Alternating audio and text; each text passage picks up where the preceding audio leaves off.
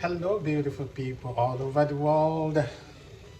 Once again, you're welcome to my channel, Aileen Talk TV. I say a big thanks to you for the comments, the views, and the subscription from my previous videos. Wow, it was so overwhelming. I go through all the comments. As I told you, I'll go through all the comments and I will respond to each and every one of it. I'm still expecting what you ask because I said I'll be addressing the Q&A aspect of the video. Anytime you drop in your question and I'll react to each and every one of it. But today,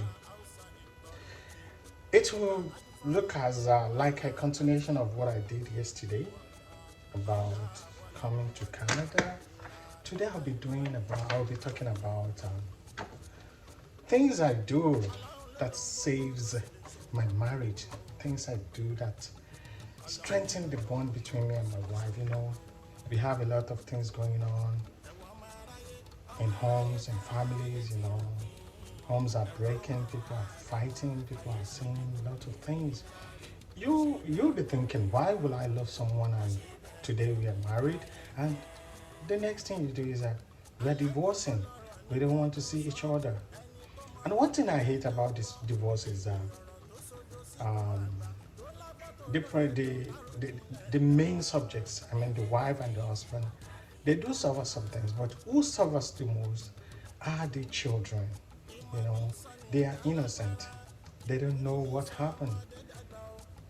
It's not their fault that you are their parents, so you have to put them into consideration before you do anything. And I don't say you should just confine yourself in an unhealthy relationship, or maybe you just stayed in a toxic marriage or anything. But then you just have to put them in consideration before you do anything, before you take any step. So today I'll be telling you things I do because coming from Africa, settling in a different and new environment entirely, and as a Muslim, as a Yoruba, as a man, as an African man, you know, a lot of things need some amendments and things I do that saves my marriage. I didn't say that saved it. No, saves it. Continue saving my marriage. Those are the things I'm talking about today. Let me grab my cup. Making coffee. No, it's tea. I don't drink coffee. Because I don't drink coffee. I drink tea. And I don't put sugar. Sometimes I add lemon in it because I believe sugar is not good for me this stage of my life. So I would suggest you watch this video with your partner as well, because I'm talking about the two of you now. My heart travel is here as well. Abby, hello. And Malik is behind me here eating. Yeah, so I'll be telling you some things I do that saves my home and strengthen the bond between me and my wife so many times. People will be talking about Christianity, being a Muslim. No, I'm not preaching religion here. I'm preaching personalities. I'm preaching humanity. How do you live a stress-free life? How I do it? How do I escape? Because there's no how. There's no marriage without the ups and downs. But how you scale through them is what matters most. What do you do? So I'm here to share what I do that saves me always. Number one thing I do is I speak her language. Speak her language. What do I mean I speak her language is I talk to her in the way she understands me. And in some relationship you're like, you just have to figure it out. When I do this, you just have to figure it out. No, I don't wait for her to figure it out. I say it in the simplest manner that she understands me. I never argue. So I speak her language. That's first thing. Speak her language or speak his language. Your husband, you yourself, speak in a very clear manner. Communicate with each other. Don't speak in parable. Don't speak in idioms. Don't say, oh, yeah, coach, you understand now, you're going to figure it out. No, don't do that.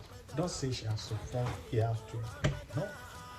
Tell her what you are saying. Let the communication scale through. That is number one. So when we're talking, I make sure I speak in her language. That's number one.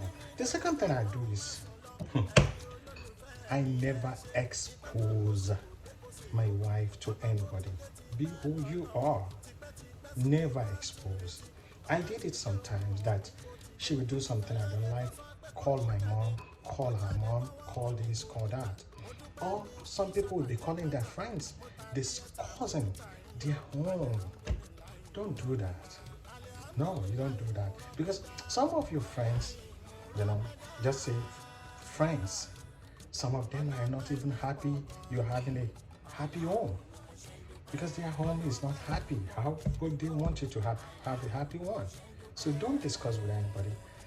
Just have it in mind that what happens in your home stays in your home. Don't discuss it with anyone. Okay, she's my mom. I just have to tell my mom. Sometimes you say things that are out of line. That when you tell your parents, they'll be so mad. By the time you settle with your spouse, you might not be able to settle with them. So anything that happens between you and your spouse remains between the two of you. It's a lifetime thing between the two of you. So you find a way to settle it. That's the second thing. And the number three thing that I do is I extend my love to our loved ones. Don't tell me I love her, but I don't love her friends. I don't want to talk to her friend. I don't want to see her with her friend. Or I love her, but I don't love her brother. I don't love her mom. I don't love. No. Extend your love beyond your spouse.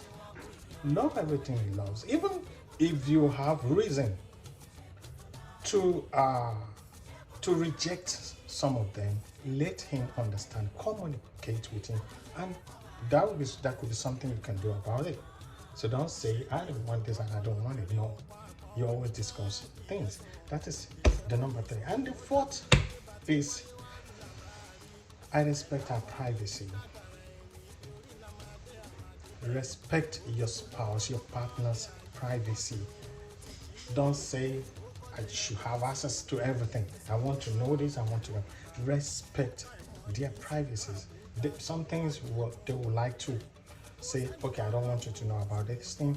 It's not as if it's a bad thing or a good thing, but once he or she calls it private, let it remain like that. With time, the privacy will be known to you. But for the fact that he or she doesn't want you to know about it, just let it be like that. There will be a way to do it. And that is the number four. And number five things I do is that we don't yell at each other. No matter what. I don't yell at her, she doesn't yell at me. When I come, sometimes, I get mad. Even when I get mad, I try to work things out.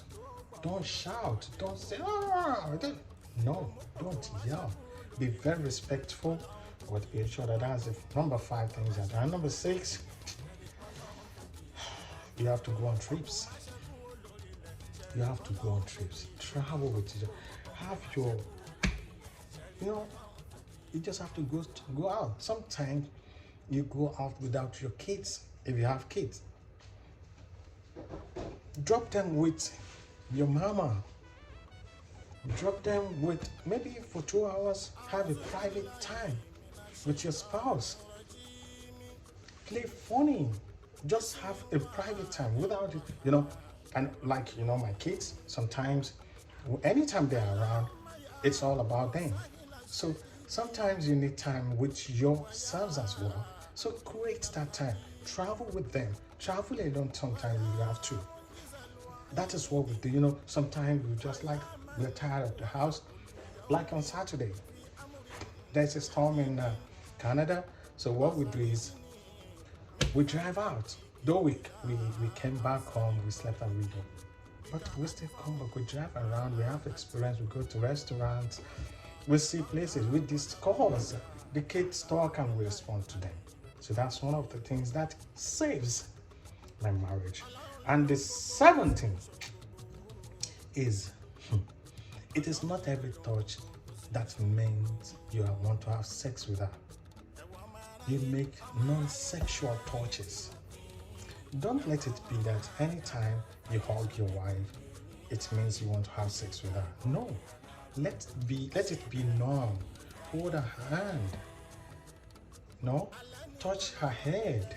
Even when she has good ears, touch it. Massage her leg. Massage her back. The same thing you do to your husband. Do it. Reciprocate things you do.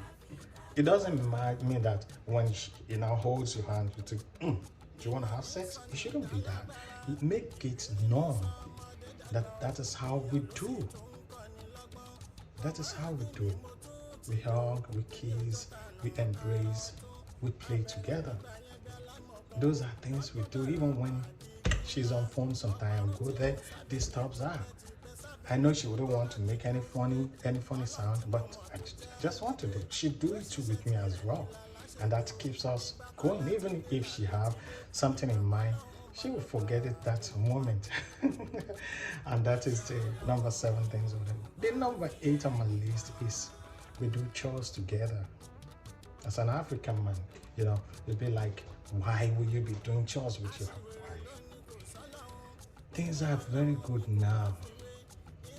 Things are very good now. It will be like, why will I wash clothes for my wife? Why will I cook for my wife? Everything has been made easy. In Africa, you have to go outside or go and start washing, sweating up.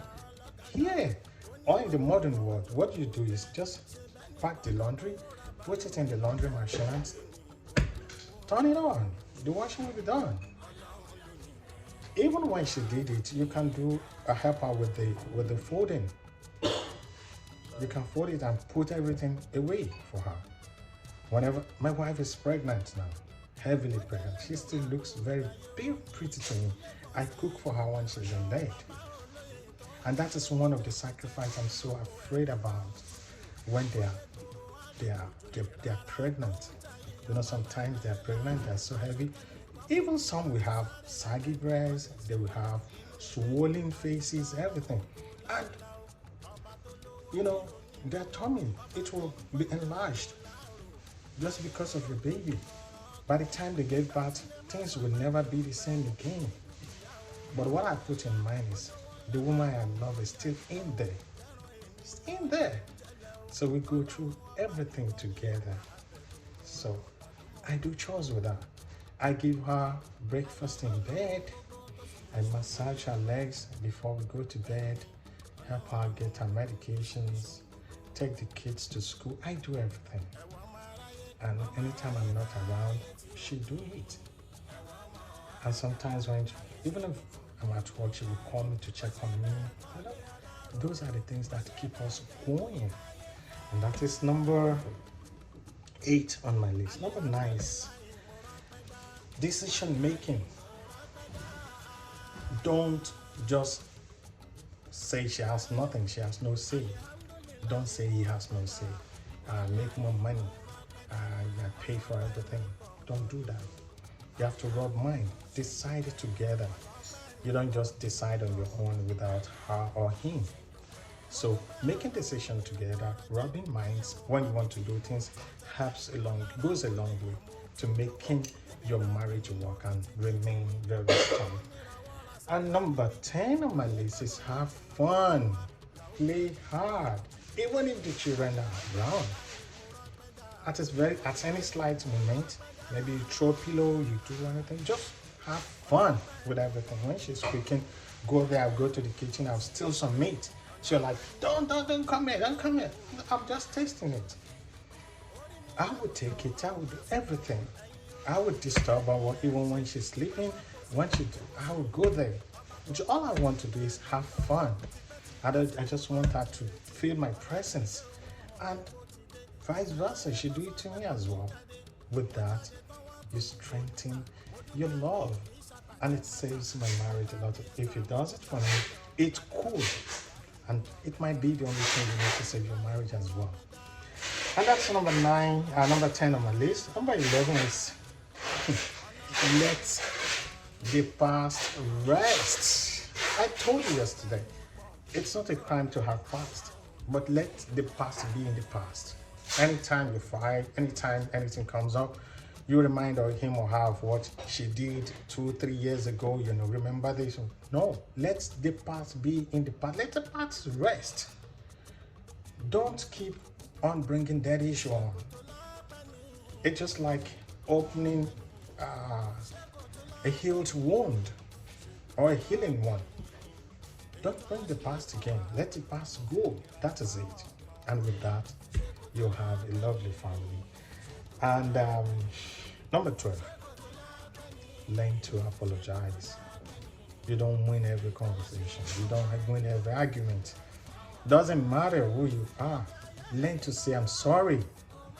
Learn to say I'm sorry. Don't be bossy. Don't be bossy. Your spouse is your spouse. She is never your slave.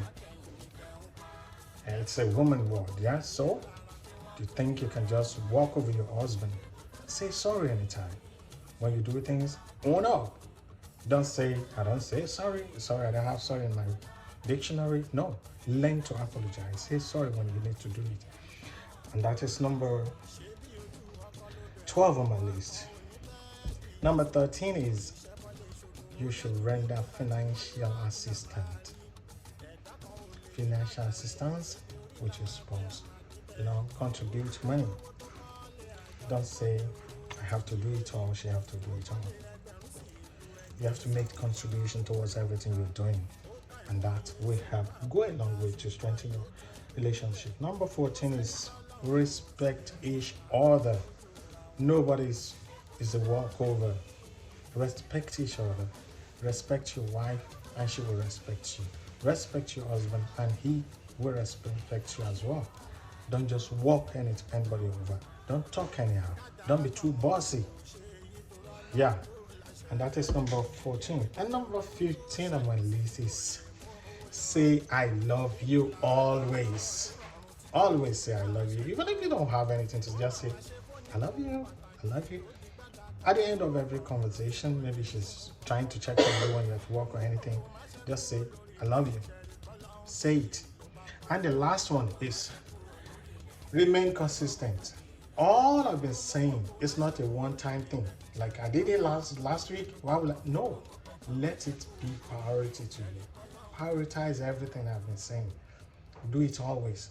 It's not a one-time thing. Like I did it last time, why do I have to do it again? You do it all the time. And that what sustains you. If I'm able to do all this, possibly you could save a marriage. Because that is what I do to save mine. I do it every time. I buy her flowers, I buy her things, I touch to her, I play with her. Hope it can help save your family as well. So as I told you, don't watch it alone and tell a friend to tell a friend as well. Share it. Shape in your comments and keep subscribing. I say big thanks to you for what you did on my last video. So if you have anything to pass to me as message on this one as well, I'll be waiting for the comments and I'll see you in my next video. Thanks and bye for now.